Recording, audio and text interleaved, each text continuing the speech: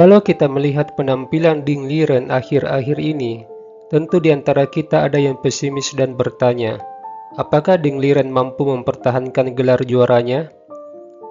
Rasa pesimis semakin bertambah ketika kita melihat performa gemilang pecatur India Gukesh. Fenomena ini bisa saja berupa ilusi yang dibuat oleh Ding Liren dan Federasi Catur Cina. Federasi Catur Cina bukanlah federasi yang bodoh yang dengan gampang melepas begitu saja gelar juara ke India.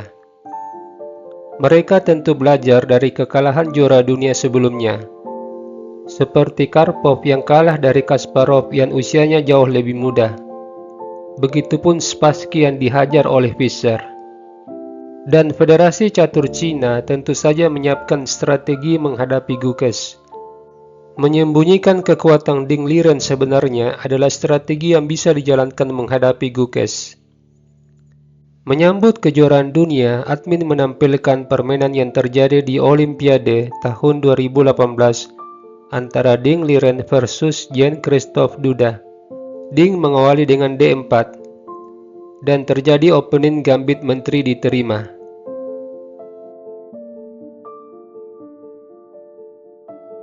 Terlihat hitam memberi umpan satu pion dengan kuda kali pion, tapi hitam bisa merebut kembali pionnya. Apabila gajah mengambil pion C4, ini adalah sebuah kesalahan, sebab memberi peluang gajah melakukan skak, membuat raja kehilangan hak rokade. Jika kuda menutup, pion usir kuda, kuda C3,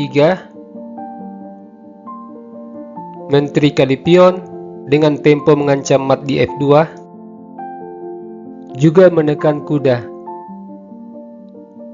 Kita kembali. Ding Liren melangkah pion E5, kuda D5, kuda merebut kembali pion, kuda B6, sepasang kuda berada di sayap menteri. Ini berarti hitam akan menekan di sayap menteri dengan tetap melindungi pion C4. Gajah E2 dipilih Ding Liren, kuda C6, rokade, gajah E7, menteri D2. Sebuah visi jangka panjang dari Ding Liren. Dia melihat sepasang kuda hitam berada di sayap menteri, dan hitam kekurangan perwira melindungi sayap raja. Ding Liren juga melihat struktur pion D4 E5. Kedua pion ini membantu putih menekan di sayap raja. Dari pengamatan ini, dia berencana membawa menterinya ke sayap raja. Menteri ini juga mengosongkan petak D1 ditempati benteng, guna melakukan shadowing terhadap menteri hitam. Jean-Christophe Duda memilih rokade, menteri F4, benteng BD8, kuda C3, pion F5, menteri G3. Sebuah shadowing terhadap raja, dengan beberapa kemungkinan langkah selanjutnya, yakni gajah H6 atau kuda G5. Duda lalu membawa rajanya ke tepi papan, benteng D1, kuda B4, pion B3, sebuah langkah cerdas dari Ding, membersihkan diagonal E2 A6, supaya gajah bisa beroperasi di diagonal ini.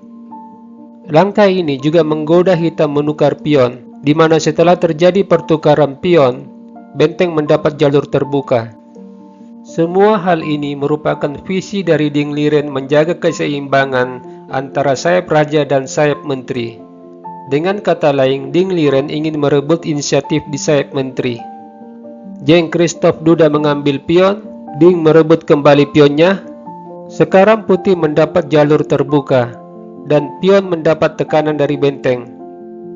Kalau kita melihat, pertukaran pion ini juga membuat putih mendapat pos bagi gajahnya di C4, menekan di diagonal C4 GD8.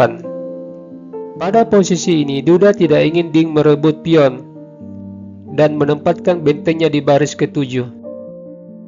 Dia memajukan pion, gajah C4, menggoda hitam menukar kuda dan gajah. Setelahnya, putih memiliki 3 pion di depan. Ketiga pion ini membuat putih sangat superior di sentrum. Duda membawa kudanya menyerang benteng. Benteng balik menyerang kuda. Kuda kembali. Benteng A1. Kuda kembali menyerang benteng. Benteng A2. Kuda kembali. Kemudian benteng dialihkan ke E2. Kalau kita bertanya mengapa benteng ditempatkan di E2? Jawabannya Ding ingin melakukan terobosan pion di D5. Sangat penting bagi putih melakukan terobosan pion, apalagi benteng melakukan shadowing terhadap menteri. Di sini Jean-Christophe Duda bereaksi secara natural. Pion A5 membuka kemungkinan mengadu gajah dengan tujuan merebut peta C4, dan benteng putih juga berada di diagonal ini. Tapi rencana menempatkan gajah di A6 tidak terwujud, sebab Ding melakukan terobosan pion. Hitam mengambil pion. Di sini ada beberapa pilihan bagi putih. Mengundurkan bentengnya ke E1, gajah B5. Tapi kedua pilihan ini tidak dipilih oleh Ding. Dia membuat permainan menjadi kompleks dan menarik dengan dorong pion E6. Kompleksitas langkah Ding Liren membuat Duda salah mengambil keputusan dengan menggerakkan gajah ke D6. Di sini komputer menyarankan benteng F6. Ding Liren lanjut dengan menteri H3, menteri F6. Jika pion mengambil gajah, putih memiliki jawaban bagus, kuda G5, mengancam mat di H7, dan ancaman ini sulit ditangkis. Hitam bisa saja merespon dengan pion H6, tapi datang kuda F7, forking raja dan menteri. Benteng kali kuda, pion kali benteng, ancaman benteng putih di baris terakhir. Selain dari itu, putih juga mengancam memukul pion dengan gajah. Jika hitam merespon dengan menteri F6, di sini kita terlebih dahulu menghilangkan perwira bertahan dengan mengambil gajah. Pion kali benteng, benteng skak, raja H7, pion promosi jadi menteri. Hitam pasti kalah. Kita kembali. Setelah Duda melangkah menteri F6, Ding menyerang gajah dengan kuda. Pion kali gajah, kuda kali gajah, pion kali kuda, pion E7, benteng memblokade pion, kuda G5, mengancam mat di H7, menteri G6, benteng kali pion, menyerang menteri, pion F4, membuka serangan gajah terhadap menteri, tapi menteri menghindar.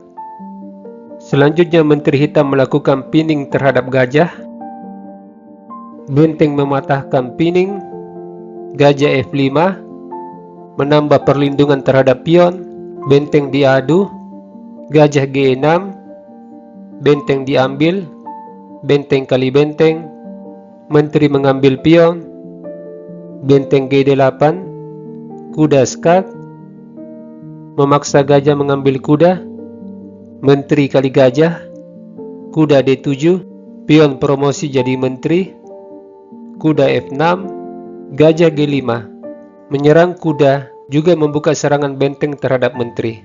Di sini hitam akhirnya menyerah.